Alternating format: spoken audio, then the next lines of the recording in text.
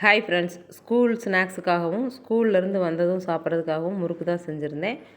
ஒரு படி புழுங்கல் அரிசி நல்லா கிரைண்டரில் கொடுத்து அரைச்சி எடுத்துக்கிட்டேன்.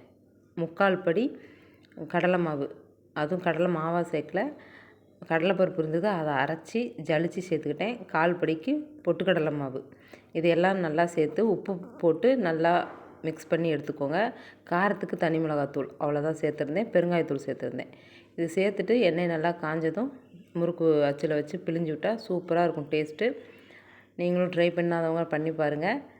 எவ்வளோ முறுக்கு செஞ்சேன் தெரியுங்களா? திங்கக்கிழமை மதியானம் செஞ்சேன், செவ்வாய்க்கிழமை இருந்தது, புதன்கிழமை காலையில் ஸ்நாக்ஸோட முறுக்கு முடிஞ்சுது. அவ்வளோதான். நானும் என் தங்கச்சியும், தங்கச்சி பசங்க, எங்கள் பசங்க எல்லோரும் சாப்பிட்டு முடிச்சிட்டோம். இவ்வளோ முறுக்கும் 2 நாளில் காலி ஆயிடுச்சு. அவ்வளோ டேஸ்ட்டாக இருக்கும். ட்ரை பண்ணி பார்த்துட்டு சொல்லுங்கள். பாய், தேங்க்ஸ் ஃபார் வாட்சிங். அடுத்த வீடியோவில் பார்க்கலாம்.